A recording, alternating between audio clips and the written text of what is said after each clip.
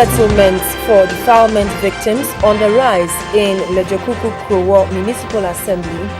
Eastern Regional Security Force clamped down on illegal miners. A very good evening to you. Welcome to News Hour, coming to you from Broadcasting House here in Accra.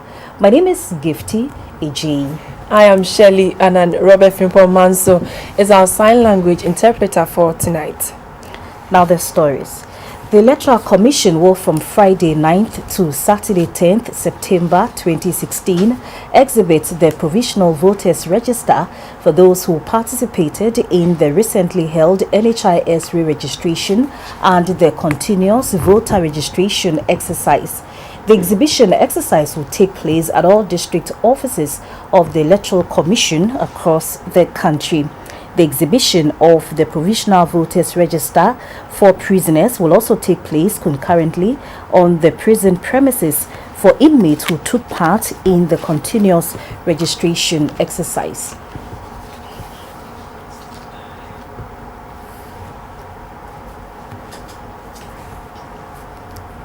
An anti-illegal mining operation carried out by a team of security men in the Eastern region has led to the seizure of 9 excavators and other equipment used in the Galamsey activities. The operation was carried out in communities including Chebi, Achim Edukrom and other areas, all within the East Achim and Achim Mampong municipalities. 140 security personnel made up of 132 military and police personnel and 8 officers from the Southern Command of the services took part in the one-day operation. The operation led to the arrest of some illegal miners and seizure of the equipment including 9 excavators, several pumping machines, generators, motorbikes and a Peugeot car. According to the security, most of the illegal miners got wind of the swoop and absconded with their equipment. They were difficult to show ownership, so with our investigative skills we were able to convince them to show who the things belong to. They have to produce the documents, whether they are licensed to mine here or it is illegal mining. When we see the document before we can determine the next line of action. The nation has, for some time now, been battling with the menace of illegal mining and its devastating effects on the environment and human life. Illegal mining has led to pollution of water bodies and the destruction of the country's forest reserves and farmlands. The security services say they will continue the fight against the bad activity to ensure sanity in the environment.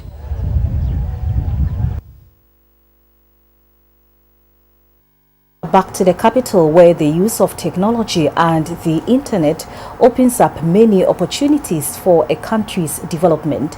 Internet experts at a 2-day workshop in Accra called for a bridge in the gap between agriculture and the use of technology. This, they believe, will help improve the agricultural sector, which is the backrock of the economy. Getting goods from the hinterlands to market centers for sale has had many challenges, including the lack of good routes to transport produce and the lack of proper means of preservation. The introduction of a downloadable application, areashoppers.co, is timely as it will help reduce the challenges farmers face, enhance the sale of products and the accessibility to the consumer. We have developed a platform called the Agric platform, where every farmer will be on, plus the produce and the acreage of the produce. You will know how what farmer has, whether he has 1 acre, 10 acres, or half an acre. It is not something that he's going to say from the feeling anymore. It will be by coordinates, and you will know it on our system. And with that, you can sit here in Accra and have what we call an agro-based factory. With this app on board, the long chain of middlemen, exorbitant prices and the demand for products will be just a tap away. The software makes use of over 1,000 workers who are constantly online and work with the farmers. The Minister for Trade and Industry, Mr. Ekospio Gabra, is suggesting to public universities in the country to subject their curricula to industrial peer review. He said it is critical for institutions of higher learning to involve experts and industrialists to fashion out practical-based and demand-driven courses. The Trade Minister was addressing participants in a summer school of the Kwame Nkrumah University of Science and Technology in Kumasi. Of universities turning out graduates without professional skills has been a worry to the country and a topical issue in recent times.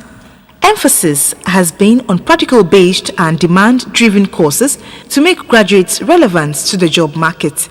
The KNUST Summer School was therefore planned to serve as a platform for the school's staff and key stakeholders in education to share ideas on how to identify a solution to the gap between academia and industry. The theme for this year's summer school was strengthening the linkage among academia, industry and government.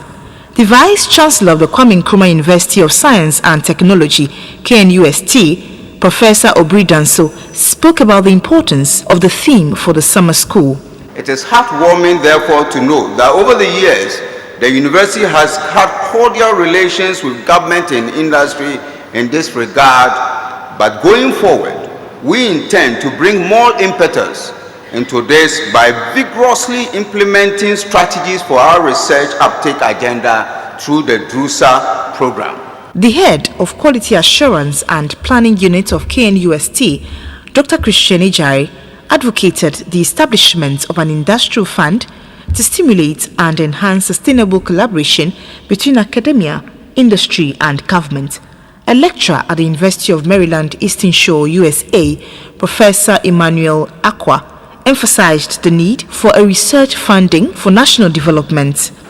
In a world in which the standard and quality of life in a particular country now depends more and more upon the power of knowledge, and where socioeconomic development is becoming more and more knowledge intensive, with greater reliance on science, technology, engineering, and management specialists, the role of higher education becomes even more crucial as we continue to develop our nations. The Minister for Trade and Industry, Mr. Ekospio Gabra, who delivered the keynote address, shared some thoughts with the participants. If you ask industrialists, can you give us each of you, the 5, 6 or 7 research topics that are of greatest interest to you?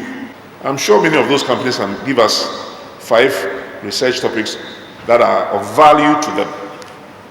So if we put together that list, we may end up with 1,000 or 10,000 research topics, which could then be submitted to faculty and students for you to look through and see if any of those research topics are close to the subjects of interest to you, making therefore research a lot more relevant to the specific needs of the economy.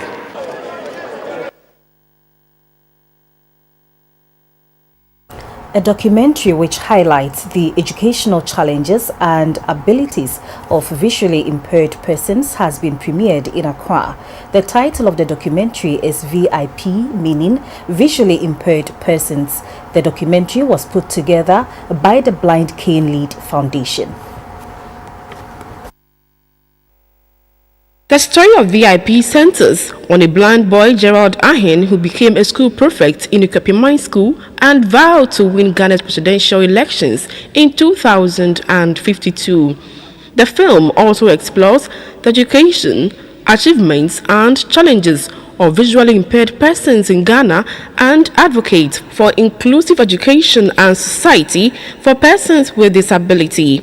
The main objective of the documentary is to inform society that the visually impaired can also lead and achieve something for themselves.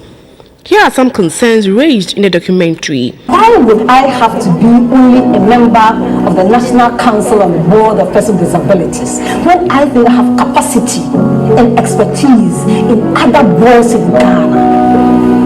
Why should we have only one minister having a disability? Yes, we raised that it was a fair, so it was a good fair. But why haven't we have many more persons with disabilities on boards and commissions, and why? Why and why and why? Some patrons give their impressions and lessons about the documentary. I think it was okay, considering that it was a blind man who wanted to become president, and he won, and it makes everything nice. I believe that they are people just like us, and then we should treat them as such. Being visually impaired doesn't mean you don't have the ability to do what people who can see do. And so I believe that I have learnt a lot, though sometimes it's so hard getting close to them, but I have learned to live with them and then get to make them understand or feel that they are loved by people who even see. And so I would urge that we all stretch forth our hands and then give them the warmest embrace that we never gave to them. If someone is living with a disability, there's no need for us to stigmatize against such person, because they have something within them they can bring about. And then on the government side too, we are calling on government and then NGOs and everyone to also help. The hero of the project, Gerald Ahin, said some visually impaired persons had left indelible marks in society, so people like himself can also achieve something in life. Don't want to feel that they're begging because of their disability. The money that you get on the streets out there wouldn't take you for your lifetime. Every day you'd have to be begging and begging. So for how long would you be begging? So it's about time you do something which will bring something meaningful to your life and will also give you a perpetual independence in the society. So we need not to be a liability in the society as visually impaired or persons with disability, but we have to be assets of the society. The film will go on a nationwide tour of schools and communities to distribute the film and sensitize the masses on disability. A challenge that continues to hinder the work of the Domestic Violence and Victim Support Unit of the Ghana Police Service is people opting to settle rape and defilement cases at home.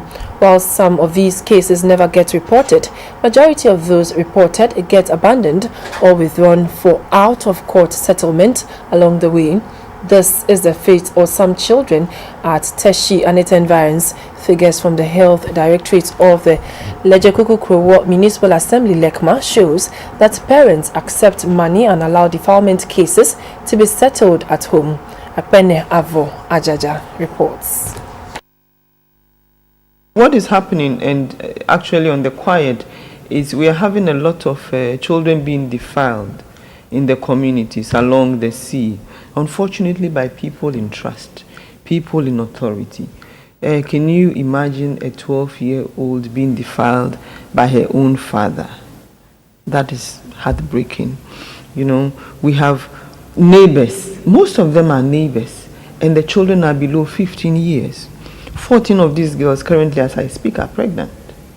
Meet Dr. Letitia Apia, Municipal Health Director at the Lejekuku Municipal Assembly, Lekma, who currently has many defilement case files on her desk. Defiled children as young as 2 years suffer vaginal discharge, abdominal pains, tears in the vagina, among others, because of forcible penetration. Most of these men who sexually assault the children are known to the victims or their families. They come as guardians, friends, neighbors, and generally people known and trusted in the community, but they end up molesting the girls. Teshi and its environs is seeing a gradual increase in the number of defilement cases involving neighbors or even relations. Reporting such cases for the culprit to be punished thus becomes a difficult task. But why will parents allow such culprits to go scot-free? Why will parents resort to settling such a criminal offense at home? Because they are neighbors, because they know each other. They come to you, okay, let's settle it for 500 Ghana cedis, and they do that. But look at the trauma that these children are going through. The issue is the justice system is also not helping us, because they have to go and come, they have to bring a police form, the police form is filled, the doctors have to charge money for the police form to be filled, then they go to the police station, go and come today, and it's all money. It's all money. So they settle it on the quiet. The Criminal Offences Act 1960 clearly states that whoever defiles a child, whether with or without her consent, commits an offence and shall be liable on summary conviction to imprisonment for a term of not less than 7 years and not more than 25 years. The law provides that anything about the children should be of a paramount interest to all of us. And then when you look at the welfare principle, too, that it is clear that once it has to do with a child, institutions, and even name the court and professional institutions, must always work for the best interest of the child. So once it has to do with children, we expect that one, the process must be flexible, bearing in mind that the protection of children should be paramount.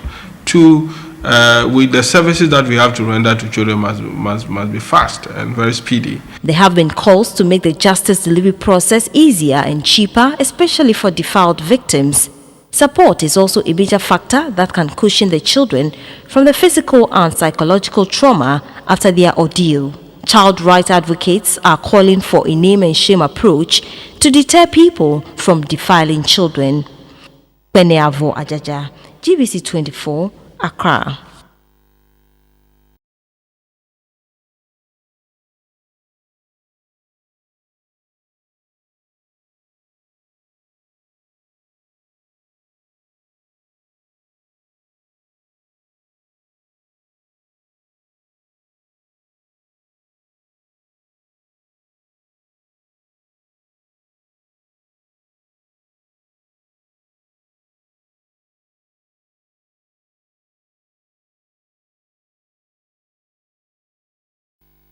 So watching News Hour on GBC24. On the political front, campaigning in the Central Region on the first day of his 5-day tour, President John Mahama made a case for his re-election. He said he is the best man to build on the foundation laid in the last 4 years. He said uncompleted projects will be completed, new ones started, whilst incomes will be tackled. President John Mahama called on the chiefs of Gumua Benso.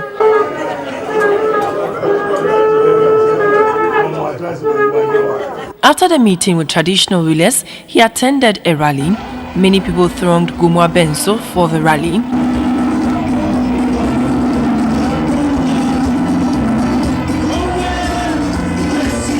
Among those who addressed the crowd were the national organizer of the NDC, Mr. Kofi Adams, the central regional chairman of the NDC, Mr. Alute Jacobs, and some actors. President John Mahama said a lot has been done in his first term, but there is more to be done. He said the central region is dear to his heart and will push for social infrastructure in the region. He said supply of good drinking water, schools, good roads and jobs will be handled in the central region at an accelerated pace if he wins.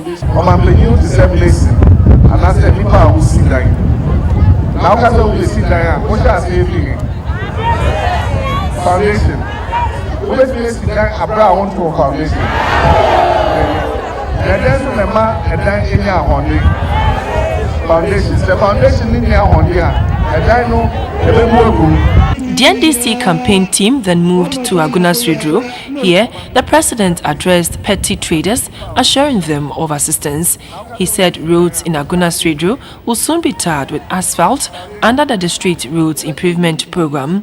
The president rounded off his activities for the day at Gomwa and Kemu, otherwise called Apam Junction, where he addressed a mini rally in the night. The Central Region is one of the 4 swing regions in the country.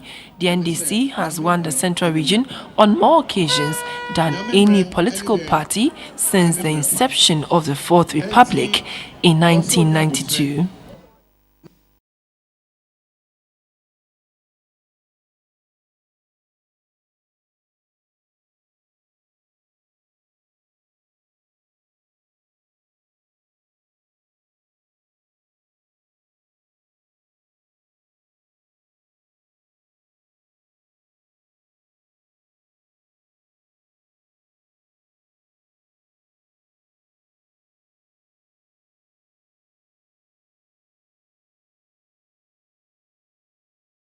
Veteran broadcaster Ms. Bertha Nana Jamra has passed on. She died at the Kolebu Teaching Hospital in Accra on August 19, 2016 after a short illness. Ms. Jamra joined the Ghana Broadcasting Corporation on July 1, 1990 as a program's assistant.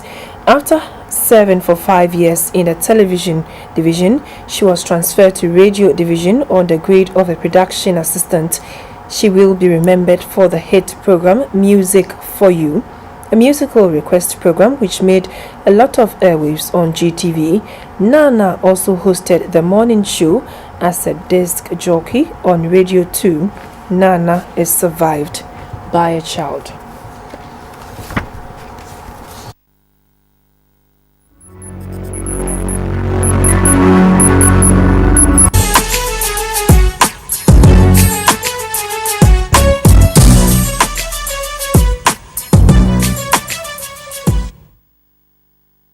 Good evening, you're still watching News Hour. Let's talk business. My name is Esther Edu Ohumeu.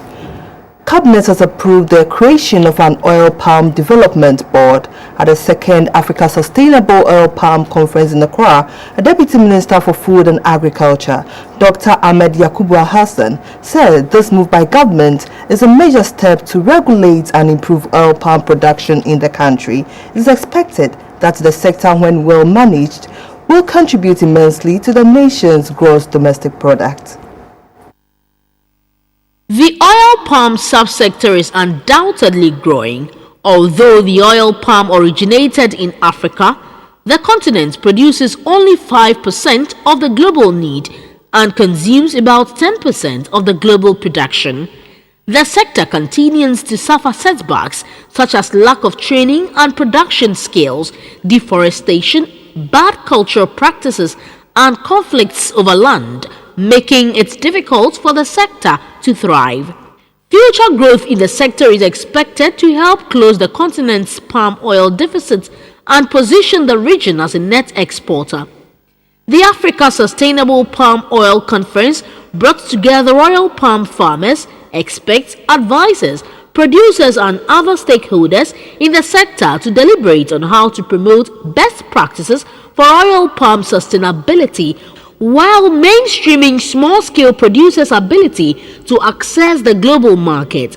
For the next 2 days, participants will be focusing on topics such as mainstreaming sustainable palm oil production, landscape and jurisdictional approaches to sustainable palm oil, and the business case for sustainable palm oil. To the experts, the oil palm subsector is advancing with the potential to create jobs, improve local economies, and reduce poverty. The Deputy Minister for Food and Agriculture in charge of crops, Dr. Ahmed Yakubu Al-Hassan, said while Ghana is making efforts to boost the sector, the entire continent ought to work harder to promote palm oil production. He was optimistic that the Oil Palm Development Board would help resolve many of the problems in the sector, especially now that oil palm is certified before it is accepted on the international market. There have been intense demands from stakeholders within the oil palm commodity value chain to have a kind of board that will regulate the sector. We're challenged to come forward with some kind of justification for the creation of the board, which we did very well to the presidency and cabinet. And last week, cabinet approved that the oil palm boards could be put together. Participants for the Africa Sustainable Oil Palm Conference were drawn from countries including Nigeria, Cameroon, Cote d'Ivoire, and Malaysia. 92% of companies in Ghana are registered as small-medium enterprises, contributing about 75% to the country's GDP. At an SME forum in Accra, the Managing Director of Ghana Commercial Bank, Mr. Alfred Agbesi, said the bank has the capacity to offer initial support to new small and medium-scale enterprises to stand on their feet. In Ghana, it is estimated that SMEs account for 85% of manufacturing employment and also 90% of existing businesses in the country. They also contribute to economic diversification, exports, and social stability. In spite of these commendable contributions of SMEs to the country's development, the sector faces challenges, especially in the area of credit financing. At the GCB SME Forum, the head of consumer banking of GCB, Doris Wonu, said the Ghana Commercial Bank has created an SME specialist desk and has over the years disbursed about 20 million Ghana cedis to support over 653 businesses. GCB's support to the sector is demonstrated by the initiatives the bank has taken. For example, we have introduced the SME segment specialists on the regional level and in our branches with the sole purpose of supporting and growing SME businesses in the catchment area of each branch. In addition, we have introduced 5 different types of loan products for the SME sector alone. The intention is to tailor-make the solutions to the varying needs of the SME sector. The managing director, Mr. Alfred Agbesi, said 3 out of 5 SMEs in the country fail in the first few months of establishment, with most of them citing SME financing as a key challenge. GCB is confident to say that we will ensure the success of the SME and informal sector for the good of the national economy, because we are Ghanaian. This underlines our strong commitment to inject life into SMEs with the right mix of products and services. Having taken all this into consideration, GCB has developed the automated scoring system for efficient lending decisions to manage SME facilities, be they secured or unsecured. A representative from Ephesus Consulting, Mr. Daniel Saki, briefed the managers of SMEs on methods by which they can maximize their profits and how they can also expand their business in the shortest possible time. The performance of the local currency is next.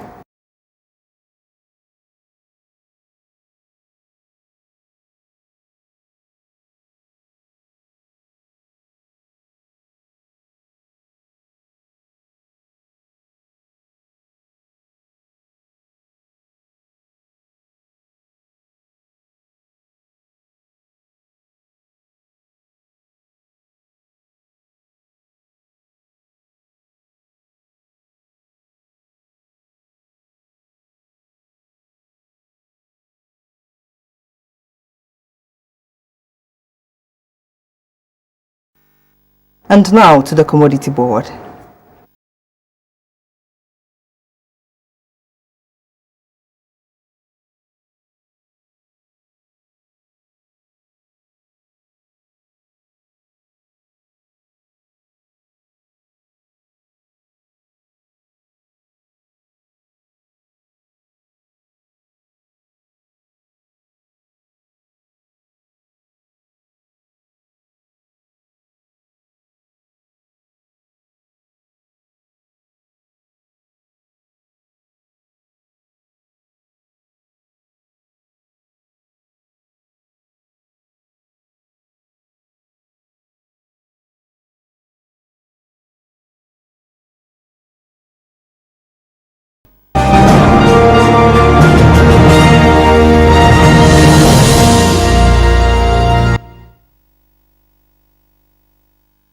Now, one question about cars with self-driving technology is who is to be blamed when something goes wrong.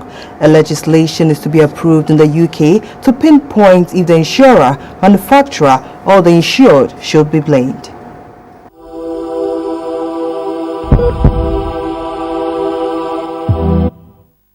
Hello, good evening, and many thanks to have you join us here on the health segment of the news, brought to you by FPAC, blows your pain away. My name is Evans Echampon. Children who have sickle cell require stem cell transplant, otherwise known as bone marrow transplant, to survive. It appears to be the only cure of the interventions available. A pediatric consultant at the sickle cell clinic of the Kolebu Teaching Hospital, Dr. Sudha Rao, says about 30% of the children who visit the clinic will need to undergo this procedure, for which 9-year-old Mildred Frimpong, a sickle cell patient, has been billed. Sarah Ofori has more. It is a typical day at the Valley View Basic School. Pupils going about various activities during break time, except that 9-year-old Mildred Frimpong can only look on whilst her colleagues play because she is not as energetic as the rest. Mildred is supposed to be ahead of her class, but she has missed a whole year out of school. Even in her current grade, she is unable to keep up with the pace of the class and her studies. Francis Oforidan so occasionally assists Mildred in her studies. I want to be a lawyer. Her tutors have always made extra time for Mildred to help her understand the lessons. We can see that she has the knowledge, but the writing is now her problem. And the sickness she's having is affecting the right hand. And anytime she's writing, it will be very difficult for the teacher to read. But when you ask her, she will tell you whatever she writes there. And in the class, so she usually participates. She always have her hands up. And I can see that she has interest, but only because of the sickness, she can't sit here, and the writing too is a problem. It's exams time. We give her a little bit time than the rest. So probably if we are giving the rest about 1 hour, 30 minutes, we give her 2 hours. So she takes her time to write, because most of the time she writes the letters one by one. After she has taken her snack, sometimes I sit with her and go through the previous lessons we've already had with her, so that at least if she has not been able to capture what has been taught earlier on, I go through with her and she gets it. Mildred is the third child of Peter and Adrina Frimpong. They recall in anguish how their daughter deteriorated over the time. We first noticed it when she was 6, after one morning devotion, family morning devotion. When we had closed, we realized she couldn't get up. I brush her teeth for her, I bath her, and sometimes climbing things. Even when she's on the porch, I have to go and clean her up and do all those kind of things, because she's not used to using the left hand. And the coordination is not there. She can fall sick at any time. In fact, sometime in a month, she can collapse at any time. So all the time, she's either with me or with her mother. You cannot leave her. Anything, even if her volume of water goes down, there's problem. Their visits from one hospital to the other became rampant until they were referred to the Kolebu Teaching Hospital. Our patient, Mildred Frimpong, she has sickle cell disease. And as we all know, sickle cell disease is a problem where the hemoglobin is produced abnormally, and that causes abnormal shape of the red cells, and that causes all the problems in sickle cell children, as in breaking down of the red cells and blockage of the tubes, causing multiple problems of sickle cell disease. It was recommended that she travel to India for a bone marrow transplant. So in order to have a permanent cure in children with sickle cell disease, the hemoglobin should be from a healthy donor who do not have this problem, and that can be achieved from collecting the bone marrow or the stem cell from a healthy donor who do not have the sickle cell problem. So she will be producing cells which are normally shaped and which are no more sickle shaped. But the thing is, she will still carry that tendency to produce children, or her offsprings are not protected against sickle cell disease, but she herself, she will not have any cells produced in sickle shaped. The full cost of surgery is about $98,000. Her parents are afraid they can't afford it, as they have exhausted their wherewithal on Mildred's treatment. I'm appealing to everyone who is watching me to help and send money to Mildred so that she can have a surgery and live a wonderful and beautiful life as God has made her to. Just help me so that I can get the money to do the surgery. Mildred already has a donor, that is, her elder sister Lois. Both Lois and her brother Caleb hope their baby sister will recover soon. Donations to support Mildred's surgery can be sent to the Medina branch of the Prudential Bank with account name Mildred's Health, account number 00553673700015, or the Adenta branch of the Ghana Commercial Bank, account name Mildred's Health, account number 147-101-001-0108.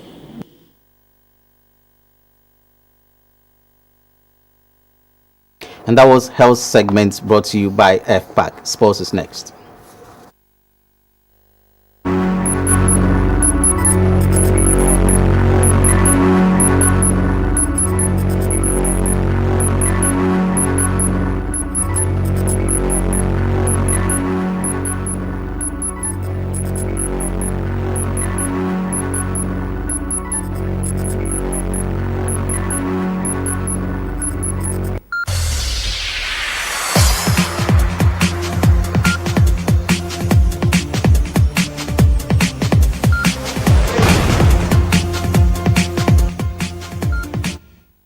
Let's bring you some updates from the world of sports. Ghana's chef de mission for the Rio 2016 Paralympic Games, Saka Akwe, says his hopeful Ghana's crew will return with medals. The Rio Paralympic starts tomorrow. Famidou, a high jumper. Ahead of the start of the Games, Ghana's chef de mission for the Rio 2016 Paralympic Games, Mr. Saka Akwe, says they are ready to make Ghana proud. Everything is set. That is why I commended the minister and the staff for a good work there. In fact, about their participation, we have gone through all the stages of preparation. They are now acclimatizing, and you know tomorrow is the opening ceremony. Yes.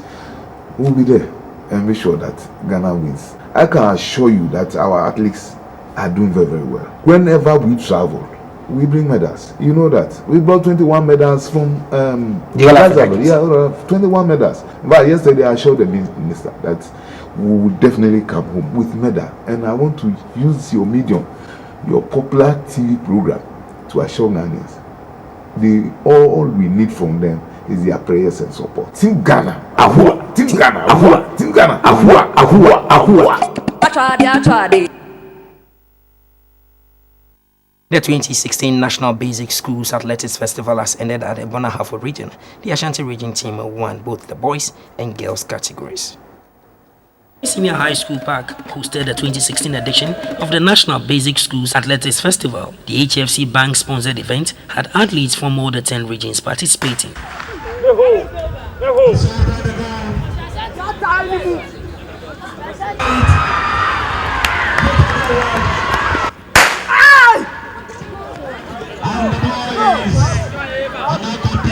Opening the festival, the General Manager, Retail Operations of HFC Bank, Mrs. Paula Bladwin, threw more light on Ghana Tokyo Gold Initiative, GTG. I am declaring what I call GTG, Ghana Tokyo Gold. This simply means Ghana is winning gold in Tokyo 2020. We can win gold in Tokyo.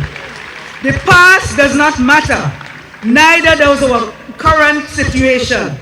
What matters most is the future. The Central Regional Director of Education, Mr.